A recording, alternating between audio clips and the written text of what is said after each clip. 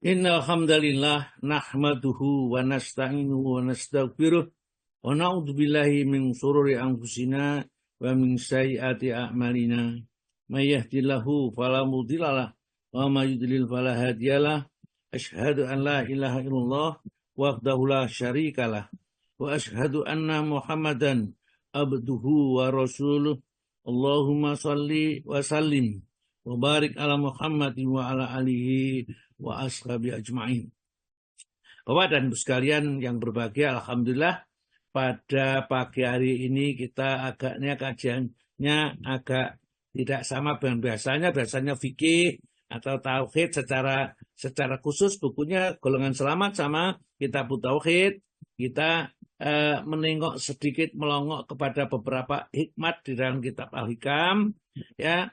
Barangkali yang mau membacanya supaya kita tidak salah nanti dalam mengartikan, memahami, ya, sehingga tidak jadi ilmunya jadi ilmu yang sesat. Ya, kita betulkan khususnya ini tentang pemahaman tentang wali-wali. Siapakah waliullah dulu, ya, dan apakah, ya, tanda-tandanya seorang itu jadi waliullah itu, ya.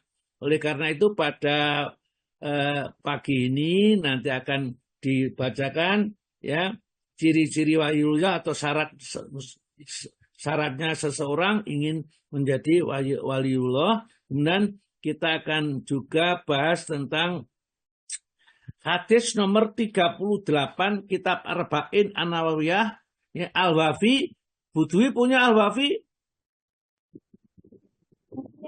Saya punya Ustadz Arba'in Nawawi. Al-Wafi. Oh, Al-Wafi enggak punya, saya Nawawi Ustadz yang punya. Ya Nawawi, tapi sarahnya kitab namanya kitab Al-Wafi, ya. Pak Istiqom punya, Pak Istiqom mungkin. Punya tapi bukan yang Al-Wafi, Pak, yang Nawawiyah yang sarah. Sama dengan saya. Al-Wafi itu sarahnya kitab mendalami, ya, jadi menyelami makna 40 hadis Rasulullah, syarah kitab Arba'in An-Nawawiyah, ya, oleh Dr. Mustafa Dib Al-Bagha Muhyiddin Mitsu, gitu loh. Jadi nanti insya Allah ini bagus sekali karena penjabarannya yang cukup dalam, ya. Jadi kalau bisa kita belum ada ini Pak Hakam yang mempunyai Pak Hakam ada nggak ini Pak Hakam ini? Biasanya disetel tidak turun. Ada nggak Pak Hakam?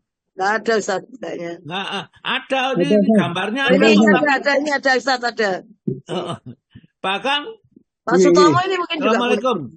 Pak Sutomo enggak punya. Oh, Pak punya. Iya, monggo Pak Hakam. Pak Hakam yang punya yaitu kitab Al-Wafi, Pak Hakam. Iya. Pak Bali hadis nomor 38, ya. Ya nanti kita baca di situ, kita baca hadis ini.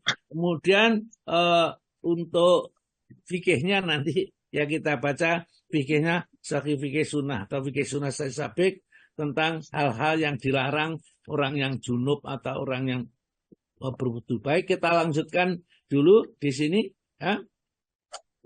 Membaca Al-Quran dulu. Ya, baca Al-Quran. Yang dibaca oleh Bu Reni, bacanya adalah pertama kali surat Al-Baqarah ayat 257 dan 258.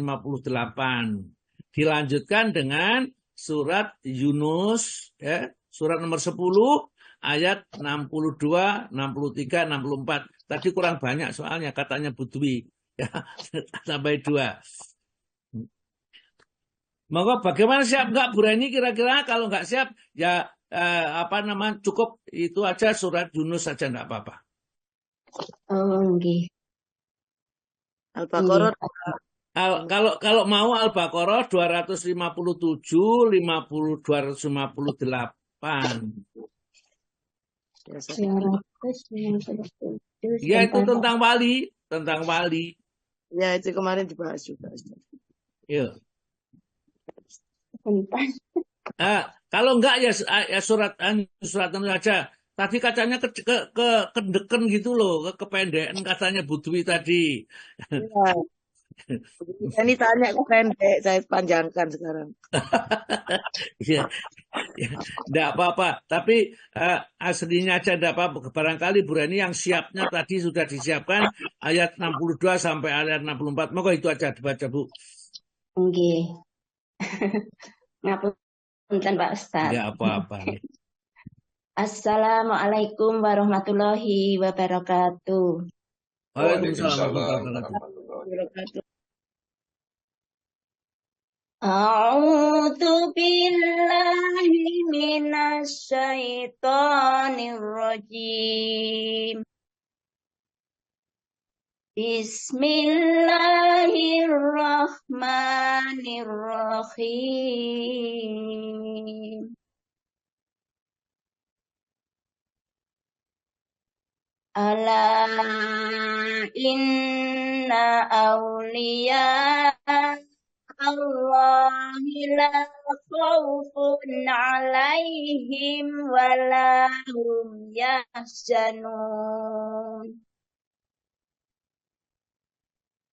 Alladzina amanu wa kanu yattaqun.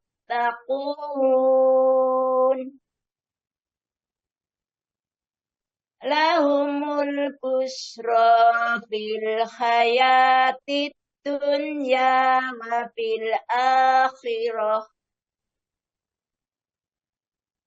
La tabdila li kalimatillah.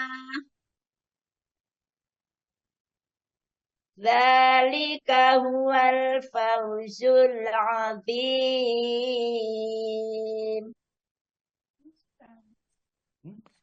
Yang artinya, aku berlindung kepada Allah dari godaan setan yang terkutuk. Dengan nama Allah yang Maha Pengasih, Maha Penyayang. Ingatlah, wali-wali Allah itu tidak ada rasa takut pada mereka dan mereka tidak bersedih. Yaitu orang-orang yang beriman dan senantiasa bertakwa. Bagi mereka, berita gembira di dalam kehidupan di dunia dan di akhirat. Tidak ada perubahan bagi janji-janji Allah. Demikian itulah kemenangan yang agung. Shadaqallahul azim. Ya. Maha benar Allah dari segala firman-Nya. Ya, terima kasih. Wassalamualaikum warahmatullahi wabarakatuh. Waalaikumsalam warahmatullahi wabarakatuh. Terima kasih sekali Ibu Reni Sudarwati ya, dari Banyuwangi ya. Ini kasihan sendirian ya. Itu Bapak dari siapa? Suaminya itu Bu, lupa saya namanya, saudaranya Pak Jaminoto. Iya, Jaminoto ya. Itu gimana, sudah sehat Bu? Alhamdulillah sudah sehat Pak Ustaz. Alhamdulillah, mudah-mudahan terus membaik ya. Ya, kita lanjutkan ini. Jadi wali-wali Allah dan berita gembira bagi mereka. Tadi wali-wali Allah, berita gembira bagi mereka. Nanti akan dilanjutkan dengan hadis nomor 38. Arba'in An-Nawawiyah. Itu kalau hadisnya dibaca semua aja bisa. Tapi sarahnya yang ini harus kita memakai Al-Wafi ya, kita saja. Tapi bagi sarah yang lain juga nggak masalah ya, boleh saja karena semua kitab hadis arba'in sama hadisnya ya, hanya mungkin sarahnya agak berbeda sedikit aja ya. Di dalam ayat ini 62, 63, 64 ini Allah menjadikan tentang ciri-ciri waliullah ya. Allah ketahuilah ya, camkanlah inna sesungguhnya aulia Allahi, kekasih-kekasih Allah itu, wali-wali Allah itu mempunyai sifat khusus bagi mereka, yaitu la khaufun, mereka tidak ada ketakutan. Jadinya tidak pernah takut menghadapi kematian, takut menghadapi siksa kubur, nggak takut menghadapi dicabutnya rohnya oleh malaikat, tidak ada. Wa khaufun alaihim walahum yahzanun, dan mereka juga tidak pernah bersedih hati. Ini tentang barang yang hilang, tentang apa sesuatu yang terluput darinya, itu tidak ada. Karena dia sadar bahwa apa yang luput darinya itu memang sudah bukan haknya. Ya. Yang dimilikinya adalah yang ada pada dirinya. Walau yahzanun, dan mereka tidak pernah bersedih hati. Itu cirinya apa? Tanda-tandanya apa mereka? Yang pertama adalah mereka yang jadi wali itu haruslah pertama alladzina amanu, beriman dulu. Beriman yang tidak pernah mengandung keraguan. Ya, iman yang tidak disertai dengan sedikit pun keraguan tentang Allah, tentang perintah-perintahnya, tentang larang-larangannya, ya, tentang apa yang juga dianjurkannya. Semua yang datang dari Allah tidak mereka ragu-ragu. Ya. Alladzina amanu wa kanu yattaqun, dan mereka bertakwa kepada Allah. Sehingga setiap panggilan dari Allah, ya ayyuhalladzina amanu taqullaha, itu berarti memanggil kepada walinya. Uiddat lil muttaqin, karena orang bertakwa pasti adalah orang beriman. Itu adalah wali-walinya Allah. Jadi wali Allah itu adalah bertakwa. Karena takwa itu mesti dilewati dari iman. Sehingga orang bertakwa itu, ya, di dalam surat Al-Imran ayat 133 itu disuruh segera mencari ampunan dari Allah. Orang bertakwa masih disuruh segera mencari ampunan Allah dan surga dari Allah yang luasnya seluas langit dan bumi, yang disediakan oleh Allah kepada orang yang bertakwa. Nah, cirinya orang bertakwa di situ ada sendiri. Ya, alladzina yunfikuna bisyara'i wa dzara'i wal kadhiminal ghaidha wal afina 'anil nas. Akhlaknya sangat bagus sekali, ya, baik hubungannya terhadap sesama maupun hubungannya terhadap Allah Subhanahu wa taala. Alladzina amanu wa kanu yattaqun, ya. Jadi syarat menjadi wali itu imannya harus betul-betul iman yang sempurna, kemudian bertakwanya juga harus dijaga betul, ya, jangan sampai takwanya itu menjadi cacat, ya. Kalau sudah seperti itu, ya, beriman dan bertakwa akhirnya sudah diangkat oleh jadi wali, lahumul busra, bagi mereka itu ada kabar gembira. Bagi wali-wali Allah itu ada kabar gembira fil hayati dunya wa fil akhirah, baik di dunia maupun sampai di akhirat. Tatkala mereka nanti akan meninggal dunia, maka tatanazzalu alaihimul malaikatu alla takhafu wa la tahzanu wa abshiru bil jannati allati kuntum tu'adun. Itu surat apa ya? Fussilat 30. Fussilat 30. Loh, Pak Tomo sudah ada, ya. Saya kira Pak Tomo masih ngajar, ya. Ada Pak Tomo, Ustaz, tadi saya ngendikan, Ustaz. Oh ya, gampang ya. Nah, kalau Pak Tomo sudah ada. Baik, ya, kita lanjut. Nah, ini jadi tadi diterangkan innalladzina qalu rabbunallah, tadi surat Fussilat ayat yang ke-30, 31 dan 32. Ya, ini adalah wali-wali Allah. Maka itu kemarin Pak Tomo juga menerangkan bahwa ayat itu, berita gembira itu akan disampaikan tatkala manusia itu mau meninggal dunia, tatkala mati, kemudian tatkala masuk di liang lahat, tatkala dibangkitkan dari dalam kubur, tatkala dihisab, dan tatkala lewat sirat. Ya, ini lengkapnya kalau saya baca di dalam sebagian kitab tafsir seperti itu. Jadi orang yang istiqomahnya la ilaha illallah itu diangkat jadi waliullah atau kekasih Allah, ya. La tabdila li kalimatillah, tidak ada perubahan. Janji-janji Allah pasti akan dipenuhi, janji Allah itu.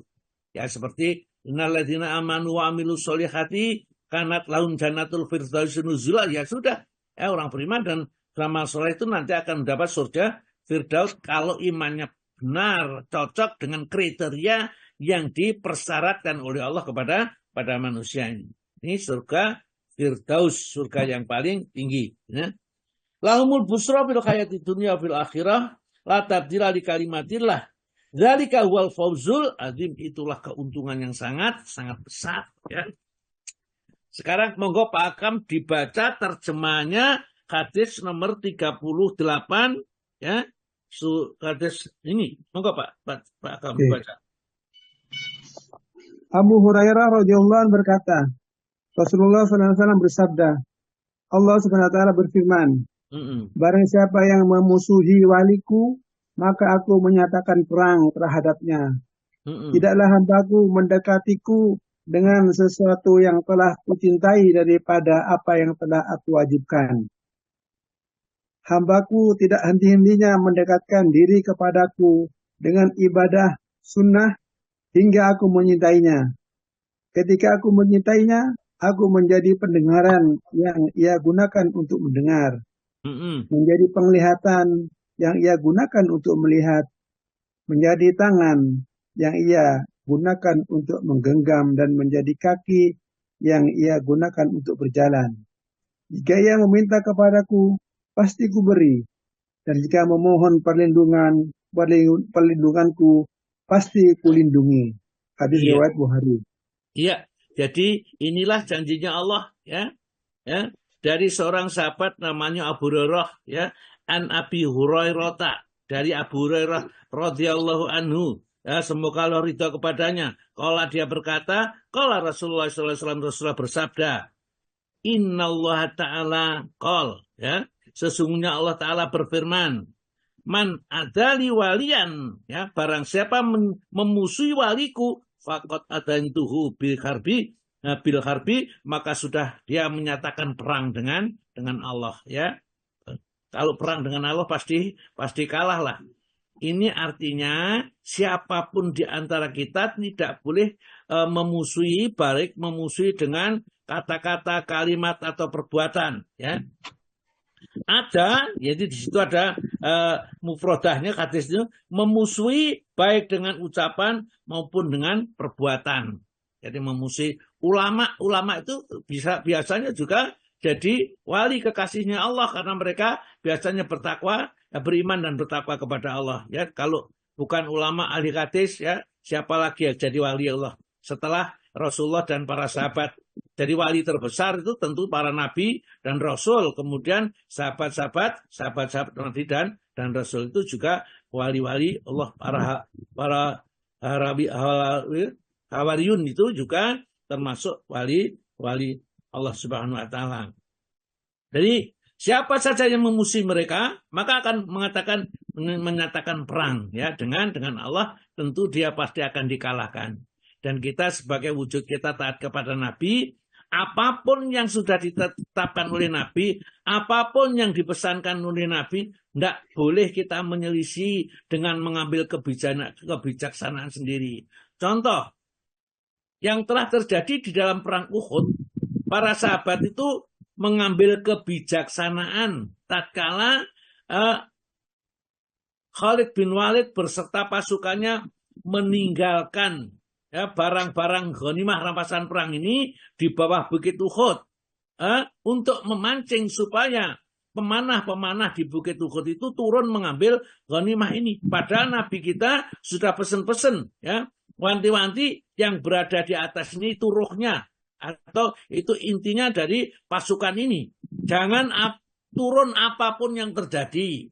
Tapi apa? Mereka mengambil kebijakan sendiri, menafsirkan sabda Nabi ini kalau kita masih dalam keadaan diserang. Kalau kita sudah menang seperti ini, tidak apa-apa.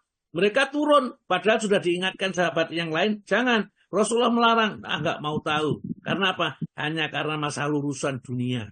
Itulah, ya, kita itu kadang-kadang melanggar sunnah, tidak mau mengikuti apa yang diajarkan Nabi, karena kita menganggap bahwa itu dulu dilarang, tapi sekarang boleh, tidak apa-apa. Ini zamannya sudah lain.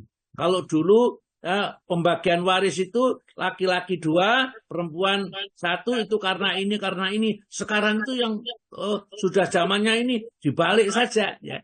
Berarti mengkoreksi Allah Subhanahu wa taala ini berakibat fatal nantinya, ya. Jadi barang siapa memusuhi waliku maka Allah menyatakan perang, ya.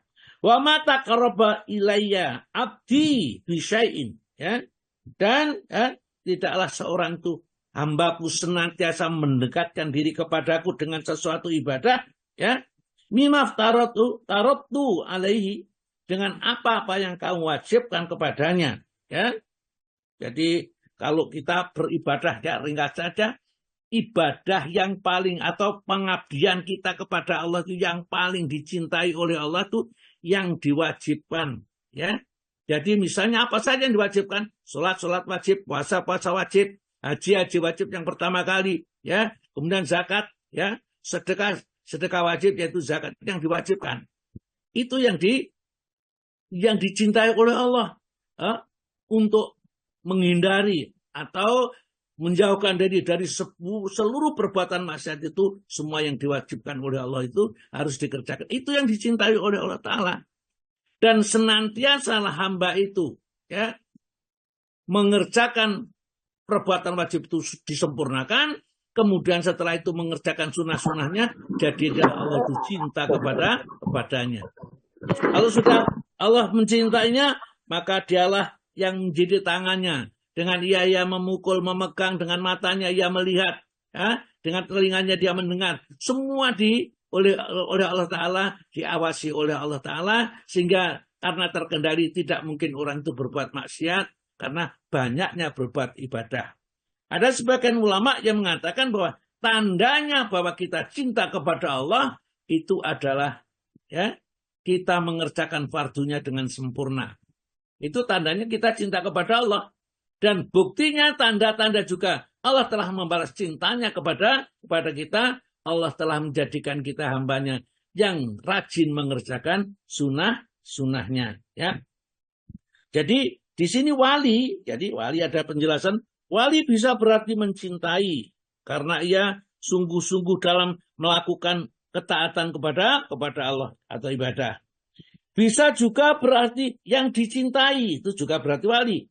Karena Allah senantiasa menjaga, sebagai balasan dari atas ketaatan yang dikerjakannya. Jadi dijaga oleh Allah Ta'ala. Ya. Kemudian diturunkan surat Yunus ayat yang ke-62-64 ini. Monggo, Pak, fikih hadisnya dibaca Pak Akam. Fikih hadis atau kandungan hadis. Fikih hadis. Wali Allah. Wali Allah adalah orang yang melakukan ketaatan kepada Allah. Dalam Al-Quran, mereka ini dicirikan dengan dua sifat, iman dan takwa. Allah SWT berfirman, ingatlah, sesungguhnya wali-wali Allah tidak ada kekhawatiran terhadap mereka, dan tidak pula mereka bersedih hati, yaitu orang-orang yang beriman dan mereka selalu bertakwa. Ya, Yunus syaratnya punya iman dan takwa, surat Yunus ayat 2 sampai ayat 3. Rukun yang pertama enggak Pak? Terus rukun yang pertama kali harus dipenuhi untuk mendapatkan kewalian adalah keimanan kepada Allah. Sedang rukun kedua adalah ketakwaan. Dengan demikian hal ini akan membuka peluang yang sangat luas bagi orang-orang untuk menjadi wali. Sehingga akan mendapatkan ketenangan. Dari sini mereka bisa meningkat lagi pada derajat yang lebih tinggi, yaitu orang-orang yang berada dalam barisan terdepan dalam melaksanakan setiap kebaikan. Ya, barisan terdepan itu adalah sabiqunal awalun. Ya, ini kalau di dalam surat lain, ulaikal muqarrabun fi jannatin naim, sulatu minal awalin baqalin minal akhirin. Itu kalau dalam surat lain. Jadi orang-orang ini terus-menerus melakukan kebaikan yang akhirnya menjadi garda terdepan dari perbuatan-perbuatan baik, sebagaimana disebutkan oleh Allah di dalam surat Fatir, surat nomor 35 ayat 32 yang terjemahnya. Moga teruskan Pak Hakam. Derajat umat Islam tersebut dalam Al-Quran dikelompokkan menjadi 3 golongan. Kemudian kitab itu kami wariskan kepada orang-orang yang kami pilih di antara hamba-hamba kami.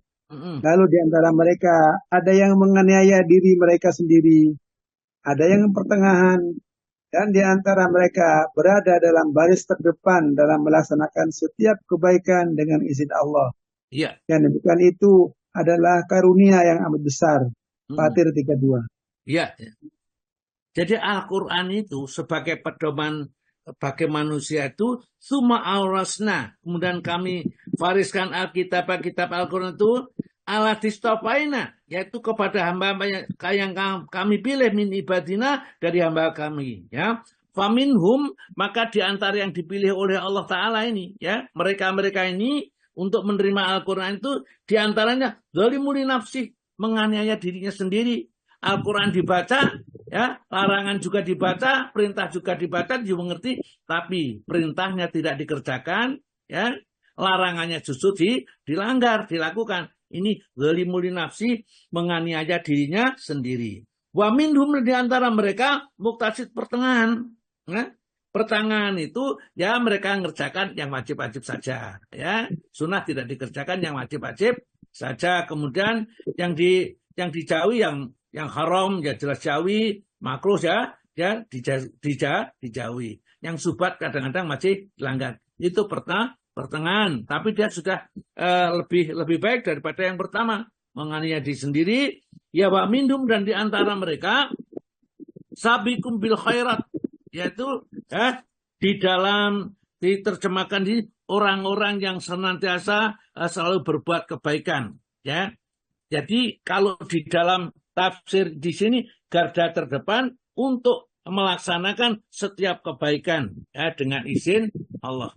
Jadi ada 3 orang yang pertama adalah orang dolim, yang kedua adalah orang yang masih mengerjakan perintah tapi masih juga kadang-kadang terjerumus kepada perbuatan-perbuatan maksiat, ya, karena sulit masih menghindari dirinya, tetapi kebaikannya masih banyak, itu muktasid.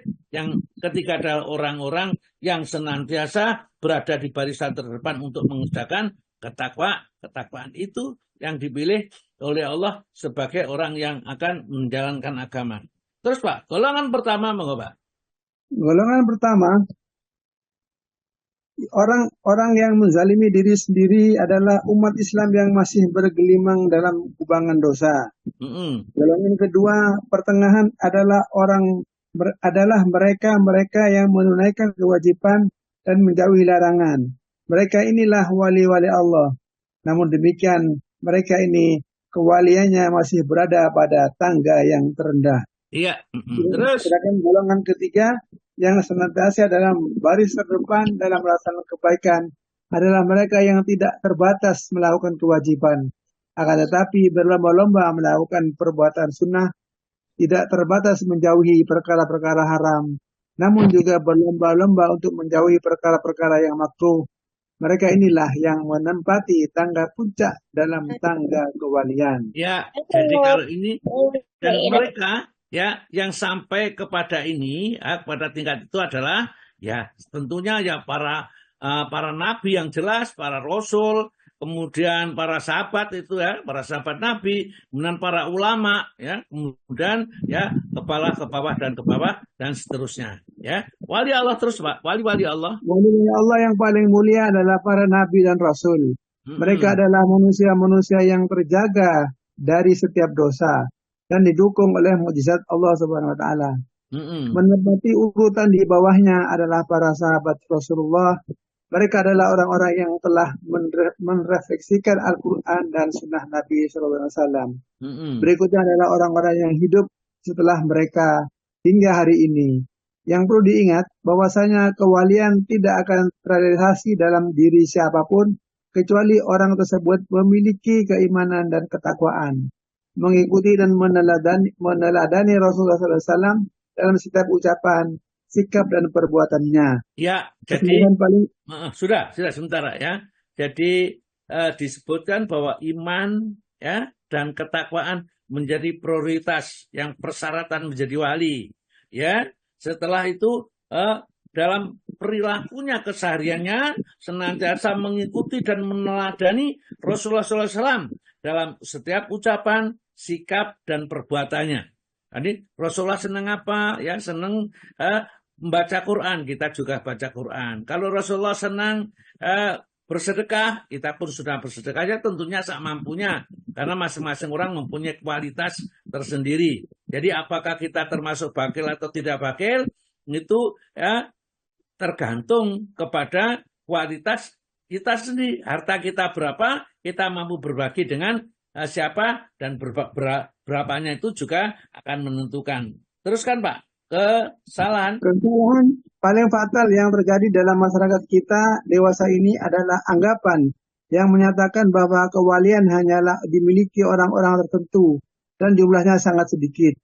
Yang lebih celaka lagi jika derajat kewalian tersebut diberikan kepada orang-orang yang tidak diketahui keimanan dan ketakwaannya. Bahkan lebih pantas disebut sebagai wali setan. karena sikap dan perilakunya yang tidak mencerminkan nilai-nilai dalam Islam sama sekali. Ya, itulah yang disebutkan di dalam Al-Quran surat Al-Baqarah ayat yang 257. Allahu waliyul ladzina amanu. Allah itu walinya, kekasihnya orang-orang yang beriman. Ya, yukhrijuhum minadz dzulumati ilan nur. Orang-orang beriman itu senantiasa dikeluarkan oleh Allah Ta'ala. Dari kegelapan, dari kebodohan, dari kesyirikan, dari kekufuran dan lain-lainnya, ilan nur, kepada keimanan, ya, kepada tauhid, ya, kepada Allah Subhanahu wa taala. Waladzina kafaru, sedangkan orang-orang kafir, auliya tagut, ya, walinya adalah setan. Tagut itu setan, ya, atau sejenisnya. Dukun, tukang ramal itu tagut semua namanya. Tagut yukhrijunahu minan nuri ila dzulumat.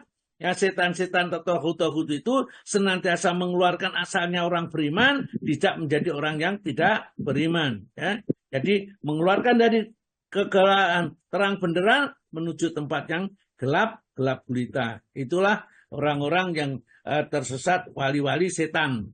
Jadi kadang-kadang orang itu, kita itu kalau orang bisa berbuat aneh-aneh, itu dikatakan wali. Misalnya orang memegang bara api, ya, tangannya nggak terbakar, kemudian dia sabet pedang, dia tidak bisa luka, itu katanya wali, ya.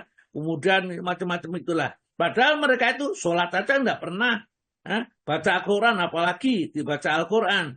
Ke masjid juga tidak pernah, sudah dikatakan wali. Akhirnya orang berbondong-bondong sana meminta sesuatu berkah dari orang yang padahal itu adalah wali setan. Maka dari itu perlunya ilmu, itu kita sudah bisa supaya kita mengetahui hakikat yang sesungguhnya, ya. Memusuhi wali Allah, monggo Pak. Memusuhi wali Allah. Siapapun yang menyakiti seorang mukmin, baik jiwa, harta, ataupun kehormatannya, maka Allah menyatakan perang kepada orang tersebut. Ketika Allah menyatakan perang kepada seseorang, berarti Allah pasti menghancurkannya. Kadang Allah menunda azabnya, tapi bukan berarti melupakan kesalahan orang tersebut. Kadang Allah membiarkan orang zalim tersebut berbuat aniaya di muka bumi untuk beberapa saat. Setelah itu Allah menimpakan kepadanya azab yang sangat pedih. Ya, coba perhatikan sekarang Israel itu, ya, seenak-enaknya sendiri mengebom, menghancurkan, membunuh anak-anak, perempuan dan lain-lainnya. Dikiranya mereka terlepas dari genggamannya Allah. Tunggu saja, ya. Fatarbasu, tunggu saja, ya. Nanti Allah akan bertindak dengan tindakan, karena siksanya Allah adalah siksa yang sangat pedih.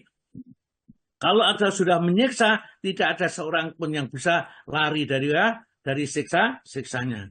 Tetapi sekarang sedang diuji, ya. Yang diuji apa? Ya, orang Palestina sendiri diuji, umat Islam yang berada di luar juga diuji. Bagaimana pedulinya mereka dengan saudaranya, sesama Muslim. Asalkan sesama mengucapkan kalimat La ilaha illallah Muhammadur Rasulullah, sebenarnya mereka saudara kita. Ya, biasanya karena kita perbedaan politik saja, akhirnya mereka dianggap, ya, sudah tidak saudara lagi kita, padahal sama-sama bersahadatnya, hajinya sama-sama ke Mekah, kitabnya sama-sama Al-Quran, ya. Itu jangan sampai kita salah mensikapi saudara-saudara kita. Orang yang memusuhi orang-orang yang beriman, orang mukmin, itu sama-sama mempunyai Allah. Memusuhi Allah karena orang beriman ini adalah mempunyai separuh kewalian, ya. Kalau beriman tambah takwanya, maka dia sudah jadi wali Allah. Jadi wali Allah itu banyak sebenarnya, tidaklah wali songo saja, yaitu walinya. Selain itu bukan. Setiap orang yang beriman dan bertakwa itu adalah wali Allah, ya. Mereka diberilah khaufun alaihim wa lahum yahzanun. Tidak pernah mereka merasa takut, ya, merasa gentar. Diancam apapun, tidak ada ketakutan bagi orang yang beriman dan bertakwa kepada Allah. Orang yang memusuhi wali Allah, monggo Pak. Orang yang memusuhi wali Allah disebut juga telah menyatakan perang kepada Allah. Aisyah radhiyallahu anha berkata, Rasulullah SAW bersabda bahwa Allah SWT berfirman, barang siapa menyakiti waliku, maka ia telah menyatakan perang kepadaku. Hadis riwayat Ahmad. Abu Umamah radhiyallahu berkata, Rasulullah SAW bersabda bahwa Allah SWT berfirman, barang siapa yang menghina waliku, berarti ia telah menantangku untuk berperang. Masya Allah, ya. Jadi ya, walinya ya orang-orang yang beriman, ya, Dan bertakwa kepada Allah itu semua wali-wali Allah itu sikapnya seperti itu.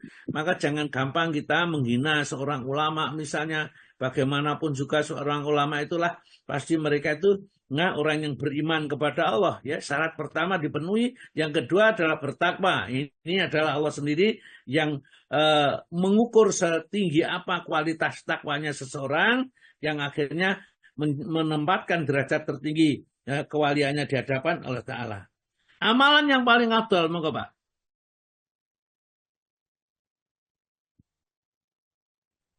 Paham? Yeah. Pak, amalan yang paling afdal. Amalan yang paling afdal. Dalam hadis di atas terdapat isyarat yang jelas. Dan tidaklah hambaku mendekatiku dengan sesuatu yang lebih kucintai daripada apa yang telah aku wajibkan. Umar radhiyallahu berkata, amalan yang paling afdal adalah melakukan apa-apa yang telah diwajibkan Allah, meninggalkan perkara-perkara yang telah diharamkan Allah dengan niat yang ikhlas. Terus? Umar Abdul Aziz berkata, ibadah yang paling afdal adalah melakukan kewajiban dan menjauhi perkara-perkara yang diharamkan.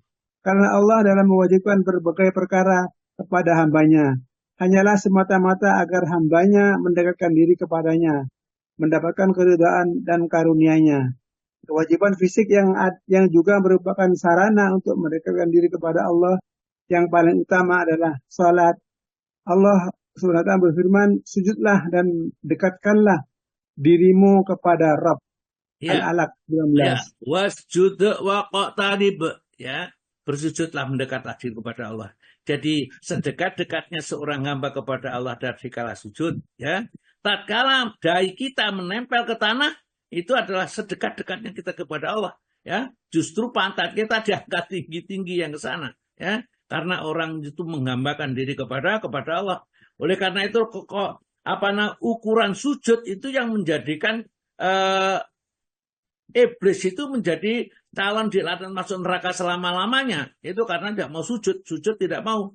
Bahwa sujud itu adalah ibadah yang paling disukai oleh Allah. Kalau iblis saja disuruh sujud kepada makhluk, tidak mau diancam neraka, ya. Kemudian bagaimana kalau manusia tidak mau sujud kepada pencipta, ya, yaitu Allah Subhanahu wa Ta'ala, nggak mau sholat, tentu lebih parah lagi daripada setan nanti, ya. Ya, kalau setan, iblis itu tidak mau sujud karena dia mau sujud kepada Allah, yang tidak mau sujud kepada makhluk dia, ya. Dia bertauhid betul, hanya sujud kepada Allah. Hanya sayang iblis itu tidak bisa menempatkan dirinya, akalnya tidak jalan. Yang memerintahkan sujud itu Allah, yang mestinya mereka tidak menilai perintah Allah itu salah. Perintah Allah itu pasti benar dan dia harus menerima seluruh apa yang diperintahkan oleh Allah kepadanya. Ya, monggo. Rasulullah bersabda, paham? Ditutup Ustaz mic-nya. Paham, tidak ada? Karena tadi izin mau ngantar putranya sekolah tadi Ustaz ke saya. Oh ya. Kalau gitu sahabat saja ya. Gak ada yang punya yang lain. Itu sebenarnya Bu Erum itu punya ini sebenarnya. Saya di tempat kerja Ustaz. Ya. Itu ada tuh di halaman berarti kan sudah ada ya. Kan ada dibaca tuh Bu ya. Tahu? Saya sudah di tempat kerja Ustaz. Oh, sudah di tempat kerja. Ya, tapi masih mendengarkan kok masih ada itu. Baiklah ya. Jadi Rasulullah bersabda, saat hamba paling dekat dengan Robnya adalah ketika sujud, ya. Termasuk kewajiban yang dapat mendekatkan diri kepada Allah adalah keadilan seorang pemimpin. Jadi Allah sangat cinta kepada seorang pemimpin yang adil. Itulah sebabnya ada 7 golongan manusia nanti di akhirat yang akan mendapat perlindungan di bawah lindungan Allah. Di antaranya apa? Yaitu pemimpin yang adil. Ya, pemimpin yang adil. Jadi pemimpin yang adil itu adalah salah satu dari sekian banyak hamba-hamba yang dicintai oleh Allah Ta'ala. Maka dari itu doa seorang pemimpin yang adil termasuk doa yang mustajabah, ya ini. Jadi disukai juga pemimpin yang adil. Kemudian Abu Sa'id Al-Khudri berkata bahwa Rasulullah SAW bersabda, hamba yang paling dicintai oleh Allah, yang paling dekat tempatnya dengan Allah pada hari kiamat adalah pemimpin yang adil. Hadis riwayat Imam Tirmidzi, ya. Abdullah bin Umar berkata bahwa Rasulullah bersabda, sesungguhnya orang yang adil akan berada di sisi Allah di atas mimbar-mimbar cahayanya. Ini. Jadi maka berbuat adil itu agak berat. Ya, adil itu baik adil secara umum, yaitu seorang penguasa kepada rakyatnya, atau yang khusus lah, ya, kepala rumah tangga kepada anaknya, kepada istrinya, kepada keluarganya. Ya. Dan di sini meninggalkan maksiat adalah bagian dari menunaikan kewajiban. Jadi kalau kita sudah menunaikan apa saja yang diperintahkan oleh Allah Ta'ala, kemudian apa yang dilarang ditinggalkan, maka dia adalah sudah meniti kepada tingkat iman dan takwa kepada Allah. Saya pikir, ya, karena tidak ada yang bantu, saya baca, ya. Ada yang bantu? Nggak ada yang punya. Al-Wafi. Punya Ustaz. Ada? Nggak punya saya Ya. Nawawi biasa. Iya. Ya minimal Budawi itu minimal punya, minimal. Saya nggak tahu bukunya yang bagaimana Ustaz. Kayak kemarin panjenengan share langsung saya pesan Ustaz. Insya Allah. Nanti saya jadikan satu, tak foto, langsung saya kasihkan kepada Budawi, ya. Ya fotonya. Insya Allah, ini barakallah Oke. Ustaz. Baik, saya kira cukup dulu Bu, sampai di sini aja. Ya, nanti bolak-balik kok lebih jamnya terlalu banyak. Monggo Bu, Budawi, Pak Agus. Masih banyak Baik. waktu cukup ya dihabiskan Pak Agus kalau bisa Ustaz. Ya. Baik. Alhamdulillah, makin hari makin banyak ilmu yang kita peroleh. Sambil menunggu Bapak Ibu ada yang bertanya. Oh ya, ini belum syarat-syarat jadi wali tadi sudah ya Bu? Belum? Makanya saya kok Ustaz belum bahas itu kan. Iya, saya lupa. Loh kok sudah habis ini yang urusan yang itu kok ini masih. Baiklah, saya lanjutkan dulu ya Bu, saya lanjutkan. Iya, Pak Ustaz. Jadi ada seorang muridnya bernama Abdul Ali bertanya kepada gurunya, wahai Tuan Guru, apakah syarat-syarat seorang itu menjadi waliullah? Kalau ingin menjadi waliullah, apa syaratnya? Ya, maka gurunya menjawab, seorang yang ingin menjadi waliullah adalah seorang itu syaratnya harus benar-benar menjaga syariatnya Allah. Ya, jadi syariatnya harus benar dulu. Jadi tidak justru meninggalkan syariat, tidak. Syariatnya juga harus benar. Ya. Baru setelah itu kita yang lain syariatnya sudah benar. Jadi misalnya wudunya, sholatnya, ya, puasanya dan lain-lain. Jadi kadang-kadang ada orang yang sudah sampai tingkat hakikat, jadi tidak usah syariat lagi. Ya, ini enggak, ya. Syariatnya harus benar, dan dalam hal ini ada mempunyai 12 tanda-tandanya. Monggo Bu Dwi, dibacakan Bu Dwi. Al-Hikam halaman 8 itu Ustaz. Ya, oke. Okay. Jawabnya, seorang yang benar-benar dalam syariat ada 12 tanda-tandanya. 1, benar-benar mengenal Allah, yakni mengerti benar tauhid dan mantap iman dan keyakinannya kepada Allah. Nah, tadi sudah dibahas, jadi lewat pertama tadi. Yang kedua, menjaga benar-benar perintah Allah. Ya, jadi kalau diperintahkan sholat, diperintahkan puasa, zakat, fitrah, berakhlak baik, semua saja itu dijaga betul-betul. Jangan sampai menjadikan Allah murka, bahkan minimal kecewa dengan hambanya yang sudah dicintai itu ternyata masih melanggar apa yang dilarang oleh Allah Ta'ala. Jadi menjaga benar-benar perintah Allah. Kalau sholat dikerjakan tepat pada waktunya, di awal waktu, berjamaah di masjid misalnya, ya. Ini. Kemudian yang ketiga, menggabung. Ketiga, berpegang teguh pada sunatul Rasul Sallallahu Alaihi Wasallam. Ya, jadi menghidupkan sunnah, ya. Maka ahli sunnah wal jamaah itu juga sifatnya menghidupkan sunnah. Jadi tidak matikan sunnah. Kalau menghidupkan sunnah berarti mematikan bid'ah, karena lawannya bid'ah adalah sunnah. Jadi siapa yang menghidupkan sunnah berarti mematikan bid'ah. Siapa yang menghidupkan bid'ah berarti mematikan sunnah. Ya, ini nanti akan saya bacakan buku membedah, ya, membedah bid'ah, mengupas sunnah dan membedah bid'ah, atau mungkin kebalikannya ini. Nanti akan saya bacakan bukunya supaya kita tidak keliru, ya, memaknai apa sih sunnah dan apakah bid'ah itu sesungguhnya, sehingga tidak semua yang baru dianggap itu bid'ah, ya, sehingga mestinya itu bukan bid'ah kemudian dihukumi bid'ah terus. Kita lanjut Bu, nomor 4. Yang keempat, selalu berwudu. Bila berhadas segera membaharui wudu. Jadi ini sudah dipraktekkan dengan sahabat Bilal bin Rabah.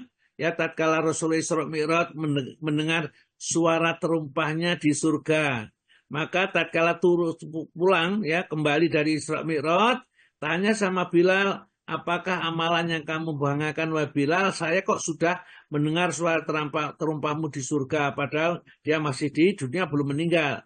Ya Rasulullah, tidak ada amalan yang aku lebih banggakan kecuali setiap batal senantiasa mengambil air wudhu, ya, kemudian sholat dua rakaat. Ini yang berat ini, ya. Ini syarat menjadi wali itu diantaranya adalah menjaga wudhu. Bahkan kalau mau tidur disunahkan untuk berwudhu dulu kalau ingin menjadi waliullah, ya, karena termasuk akan didoakan malaikat, dan seandainya mati dalam keadaan fitrah, ya, bersih, ya. Terus Pak, Bu. Yang kelima, rela menerima hukum qada Allah dalam suka duka. Ya, takdir apapun yang disematkan oleh dirinya, maka dia senantiasa ridho. Dia bersyukur dalam keadaan dia mendapat kebaikan yang banyak, dan tetap sabar tatkala diuji dengan segala macam banyak musibah. Kalau orang itu kalau diberi kenikmatan terus itu tidak mau mendekat kepada Allah, ya, maka Allah nanti seret dia itu dengan rantai balak dan bencana, ya. Itu kalau di dalam kitab Al-Hikam itu di khidmat nomor 73, ingat saya mudah-mudahan tidak salah, yang ke-73 Bu Dwi. Monggo, coba Bu Dwi. Saya cari 73. Oh ya, ini. Ya, betul. Yeah. Siapa yang tidak suka menghadap atau mendekat kepada Allah dengan halusnya pemberian karunia Allah, maka akan diseret supaya ingat kepada Allah dengan rantai ujian balak. Iya, ya. Nek diwehi sehat, rezekinya banyak, ya, uangnya melimpah, ya, kemudian tambah jahat, ya. Tidak mau mendekat kepada Allah itu artinya dia jahat, tambah jauh dari Allah, tidak mau berbagi dengan yang lain, bahkan suka menghina dan lain-lainnya. Ya. Barang siapa yang tidak suka menghadap atau mendekat kepada Allah dengan halusnya pemberian karunia Allah, maka ia akan diseret oleh Allah dengan rantai balak, ya, kecelakaan barangkali, hartanya terbakar, atau mungkin, ya, apa saja pokoknya. Nah, ini supaya mereka mendekat. Kalau di dalam Al-Quran, ya, kalau di dalam Al-Quran itu surat As-Sajdah ayat yang ke-21 itu, ya, surat As-Sajdah ayat 21, maka Bu Dwi dibaca. 32 ayat 21. Ya, Ustaz. Bismillahirrahmanirrahim. Ayat 21 ya, Ustaz? Ya. Oh ya, ini 21 juga 23 ini. Dan pasti kami timpahkan kepada mereka sebagian siksa yang dekat di dunia sebelum azab yang lebih besar di akhirat, agar mereka kembali ke jalan yang benar. Iya, ya. Kalau di dalam lanjutan surat di kitab Al-Hikam itu, siapa yang tidak suka berzikir, moga Bu. Oh iya, ada lanjutannya. Siapa yang tidak suka sadar zikir kepada Allah ketika sehat afiat dan murah rizki, maka akan dipaksa supaya zikir ingat kepada Allah dengan tibanya balak bencana. Maka dalam kedua hal itu Allah berkenan akan menuangkan nikmat kurnia yang sebesar-besarnya kepada hambanya.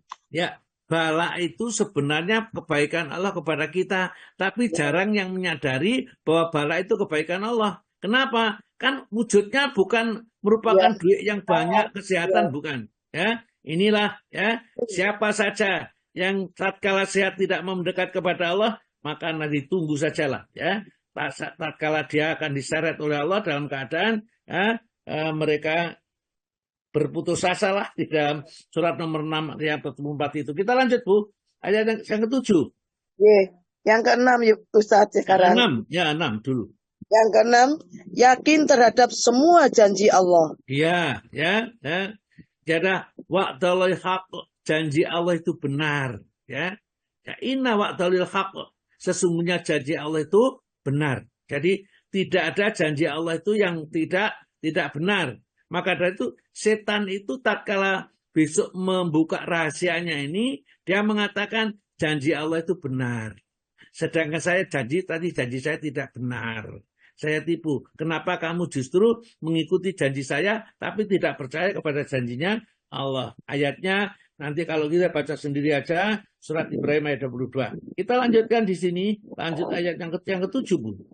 Yang ke-7, putus harapan dari semua apa yang di tangan makhluk atau manusia. Iya, jangan ngarep-ngarep diberi. Ya. Kecuali mengharap kepada Allah saja. Ya, barangkali saya nanti kalau dolan yang ke tempatnya Putri, aku disuguhi bek nih, kono itu gak tahu makan gedang goreng ya, ada gedang goreng soalnya dia katanya panen pisang, bapaknya ya itu ya.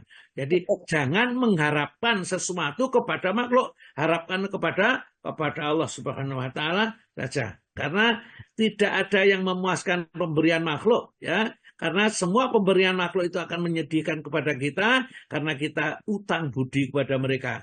Tapi pemberian Allah adalah akan mengembirakan seseorang karena kita merasa terbebas dari utang budi. Nah, ke-8. Ke-8, tabah, sabar, menanggung berbagai derita dan gangguan orang. Ya, ini nanti kita akan bicarakan bagaimana tabahnya ya, bagaimana ini ya. Nah, coba yang kita lihat aja di dalam hikmah berikutnya. Kita lanjut aja dulu 9. 9, rajin mentaati perintah Allah. Jadi kalau yang tadi yang nomor 3 tadi benar-benar menjaga perintah Allah, ini rajin. Rajin itu mengerjakan bahkan di awal-awal ya, sedekah begitu, zakat begitu, sudah 1 nisab 1 tahun bersih sudah dikeluarkan nisabnya, bahkan kurang sedikit sudah dikeluarkan zakatnya. Ya, ini dia sangat rajin sekali mentaati perintah Allah. Ya, kalau rajin, kalau sholat duha tidak pernah ketinggalan, sholat malam juga tidak pernah kita ketinggalan, ngaji, ya, kemudian taklim, taksin, semua dikerjakan. Ini calonnya wali ya begitu itu. Ini calonnya wali dan waliullah. Rajin mentaati perintah Allah. Yang ke-10. 10, kasih sayang terhadap semua makhluk Allah. Jadi kita itu kadang-kadang ya kita punya pindang kepalanya di bawah kucing, digondol kucing aja, wah kucingnya sudah dikejar, ya. Kemudian dilempar batu sampai dia keong-keong ya kan. Ini hanya cuman gitu yang dia kejam sekali manusia itu ya. Maka wali Allah itu kasih sayang terhadap semua makhluk ya. Bahkan ada orang teori wali itu kalau tangannya digigit nyamuk saja tidak mau ya, mereka nyablek itu tidak mau dihalau begitu saja ya. Biar kalau dibiarkan, kalau sudah begitu kenyang dihalau. Itu ya, sampai begitu tingginya tingkat keikhlasan mereka ini ya, kasih sayang terhadap semua makhluk ini. Kalau ada kucing datang ya, kata-katanya itu entah saya hadisnya tidak tahu, nanti kalau ada kucing itu datang ke tempat kita kasih makan, karena besok itu akan mengucapkan selamat kalau kita masuk surga pernah memberi makan kepada kucing itu. Tapi yang jelas meskipun itu berita saja, kebaikan itu senantiasa membuahkan kebaikan berikutnya ya. Yang ke-10 monggo Pak. 11 Ustaz. Tawaduk merendah diri terhadap yang lebih tua atau lebih muda. Ya. Jadi orang terhadap yang lebih tua ya, kita tawaduk, dia sudah banyak ibadahnya daripada kita, maka kita hargai ya, kita hormati dia. Kalau terhadap anak muda tetap kita hargai, dia dosanya masih sedikit ya dibanding dengan kita yang sudah tua itu dosanya sudah banyak. Maka tetap kita sayangi mereka yang muda, menyayangi yang muda, kemudian juga menghormati yang tua. Ya, terus yang ke-12, monggo Bu. 12. Menyadari selalu bahwa syaitan itu musuh utama.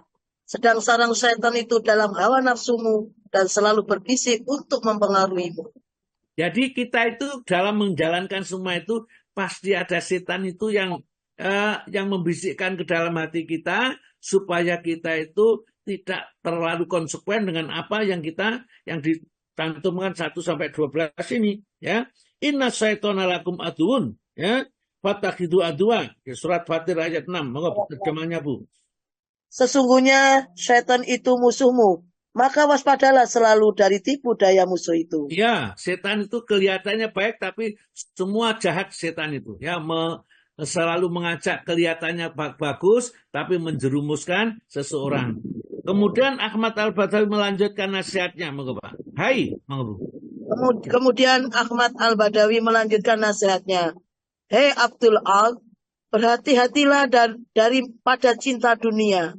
Sebab itu bibit dari segala dosa dan dapat merusak amal soleh. Ya, hati-hati sekali dengan cinta ke dunia, kata Nabi kita, hubud dunya ra'su kulli khotiatin, ya. Cinta kepada dunia itu adalah sumber, ya, atau membawa segala macam dosa. Kenapa? Kalau sudah cinta dunia itu sudah royoan warisan, ya apa saja, ya. Itu karena dunia berebut dengan wangkit batas gitu. Katek setengah meter atau 1/4 meter, bahkan mungkin 2 senti 5 senti aja sudah, ya, sampai berkelahi gitu. Masalah dunia. Kata Nabi kita, hubud dunia, cinta kepada dunia itu roksuh pangkal kula khotiatin, setiap keburukan atau setiap dosa atau kejahatan. Sedang Allah berfirman, monggo Bu. Sedang Allah Subhanahu wa taala berfirman, sesungguhnya Allah itu selalu menolong, membantu orang yang takwa dan orang yang benar-benar berbuat baik. Surat Al-Nahl ayat 128. Iya, ya, saya kira inilah penutupnya surat An-Nahl ayat 128. Innallaha, sesungguhnya Allah ma'alladzina taqaw, akan senantiasa bersama dengan orang yang bertakwa, walladzina hum, dan orang yang mereka itu muhsinun, senantiasa berbuat baik, berbuat muhsin. Begitu. Monggo Pak Gus.